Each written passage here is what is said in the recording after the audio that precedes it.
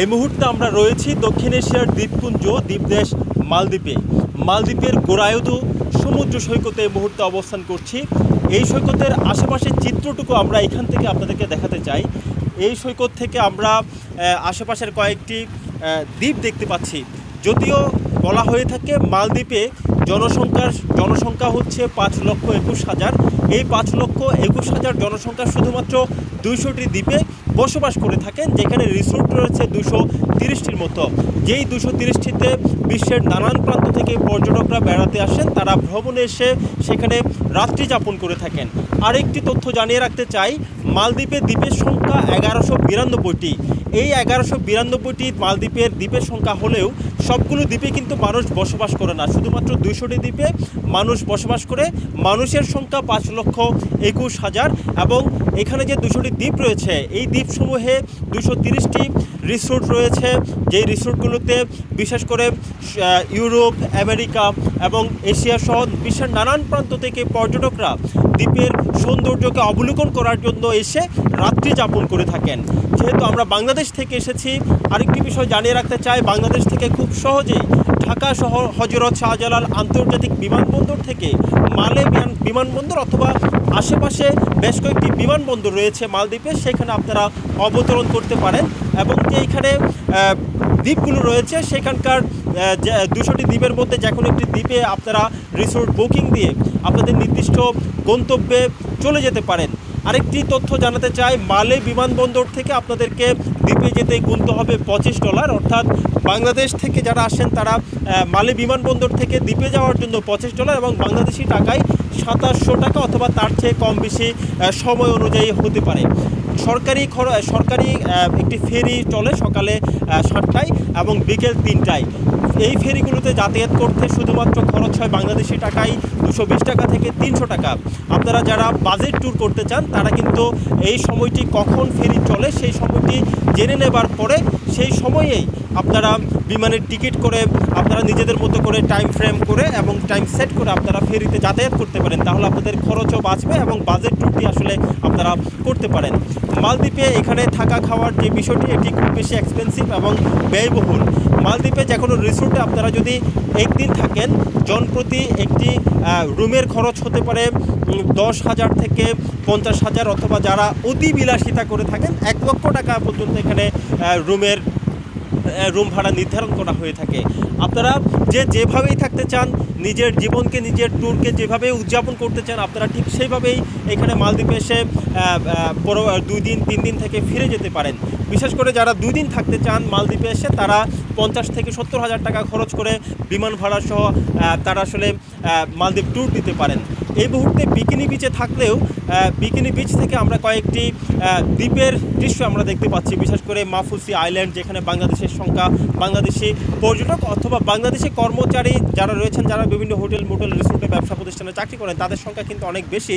যদিও আমরা গোরায়দু রিসোর্টে এসে এখানে একজন বাংলাদেশি ভাইয়ের সাথে দেখা হয়েছে, তার নাম হচ্ছে হাসান। তিনিও আমাদেরকে এই গোরায়দু বিচের আশেপাশের যে ব্যাপারগুলো রয়েছে, কোথায় কি পাওয়া যায়, এই বিষয়গুলো কিন্তু তিনি আমাদেরকে জানার জন্য সহযোগিতা করছেন। একটু তার সাথে আমরা কথা বলতে চাই। আমি আছি বর্তমানে কাফ গোরায়দু, মালে আতলো কাফ গোরায়দু। এটা লোকেশান হয়েছে আপনার কোনেট বাই টাকুরো গেস্ট হাউস। সো এইখানে আমি কাজ করি বিগত 18 বছর যাবৎ। booking.com-এ যাওয়ার পরে ওই গোরাদু চার্জ করবে, কাফ গোরাদু চার্জ করার পরে আপনার যদি এই গেস্ট হাউসে আসতে চায় তাহলে কোনেট বাই টাকুরো ওই আপনার বুকিং দিতে হবে। বুকিং দেওয়ার মানে হয়েছে আপনার মালদ্বীপের এমার্কেশনে কোনো আটকাবে না। বাংলাদেশের বাসিন্দা তিনি আসলে হাসান তার নাম। তিনি দীর্ঘ 18 বছর ধরে দ্বীপে বসবাস করছেন। তিনি ভালো আছেন। তার ছেলে সন্তান, স্ত্রী, পুত্র বা সন্তান যারা রয়েছেন তারা কুমিল্লায় থাকেন। তাদেরকে নিয়ে স্বাচ্ছন্দ্যে আসলে তিনি এখান থেকে আয় রোজগার করে বাংলাদেশে পাঠাতে পারছেন বলে তিনি আমাদেরকে জানিয়েছেন।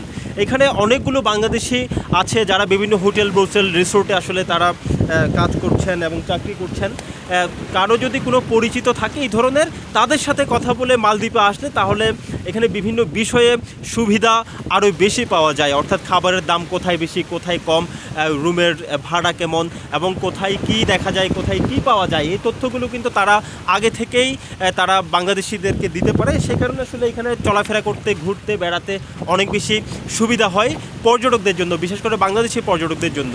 প্রথমে যেটি আমি বলেছিলাম, আপনারা বাজেট ট্যুর করতে চাইলে আসলে আপনাদের 30 থেকে 35 দিন আগে বিমানের টিকিট কাটতে হবে। আমি ব্যক্তিগতভাবে আমিও নিজেও একজন বাজেট ট্যুরিস্ট, আমিও 25 থেকে 30 দিন আগে বিমানের টিকিট করেছিলাম, সেই কারণে আমার কিছুটা টাকা সাশ্রয় হয়েছে। আপনারা যারা আগে থেকেই প্ল্যান করছেন তারা চাইলেও আমার মতো করে আপনারা 25 দিন অথবা 30 দিন আগে নিজেদের সুবিধা মতো সময়ে টিকিট কাটতে পারেন। তবে আপনারা আমার মনে হয় সাশ্রয় এবং বাজেট ট্যুরটি মালদ্বীপে দিতে পারবেন বলে আমার মনে হয়। এই জায়গা থেকে এই যে দেখা যাচ্ছে মাফুসি আইল্যান্ড হচ্ছে একটু পরে, আমরা জেনেছি যে মাফুসি আইল্যান্ড একটু পরে, এখানে রেস্টুরেন্ট রয়েছে, বার রয়েছে। আপনারা প্রথমেই বলছিলাম যে আপনারা আসলে আনন্দ উদযাপন করার জন্য যারা এখানে আসেন তারা এখানে যে যা চান তাই পাবেন, এমন একটি দ্বীপ হচ্ছে মালদ্বীপ। যদিও এখানে অধিকাংশ মানুষের সংখ্যা মুসলিম, এখানে 4 শতাধিক মসজিদ রয়েছে দৃষ্টিনন্দন, সেই তথ্যটিও আমরা জানতে পেরেছি। কিন্তু এখানে বিদেশি পর্যটক যারা আছেন তাদের কোনো চলাফেরার ক্ষেত্রে কোনো ধরনের আমরা বাধা অথবা কোনো ধরনের বিপত্তি আমরা এখানে দেখতে পাইনি। যে যার মতো করে এখানে আসছেন, ঘুরছেন, বেড়াচ্ছেন, সময় পার করছেন। অর্থাৎ একটা ট্যুরিজম স্পটকে ট্যুরিজমের জন্য আসলে যা যা করা দরকার বিশ্বব্যাপী ছড়িয়ে দেওয়ার জন্য, মানুষকে কাছে টানার জন্য যা যা করণীয় রয়েছে, মালদ্বীপের ট্যুরিজম সেক্টরটি আমার মনে হচ্ছে তাই তারা করেছে। সেই কারণেই আমরা বাংলাদেশি পর্যটক অথবা বাংলাদেশি যারা এখানে চাকরি বাকরি করেন রিসোর্টে, তাদের সাথে কথা বলে আমি জানতে পেরেছি যে এখানে বিশেষ করে রাশিয়া এবং স্পেনের পর্যটকদের সংখ্যা কিন্তু তুলনামূলক হারে বেশি। তবুও ইংলিশ পর্যটক কিন্তু এখানে অনেক বেশি। তার মধ্যে ইংলিশ পর্যটক বলতে কি ইউরোপ অথবা আমেরিকাভুক্ত যে দেশগুলো রয়েছে সেই দেশের যুক্তরাষ্ট্র, ইউএসএ এবং রাশিয়া, স্পেন সহ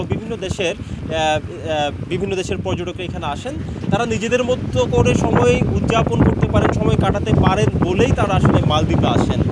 তারা স্বাধীনভাবে এখানে ঘুরতে পারেন, বেড়াতে পারেন। তাদের যে খাবার দাবারের যে ব্যবস্থা, তারা সেই খাবার দাবারও কিন্তু প্রত্যেকটি হোটেলের রিসোর্টে এখানে পাওয়া যায়। সেই কারণে মালদ্বীপের প্রতি আকর্ষণটা তাদের বেশি।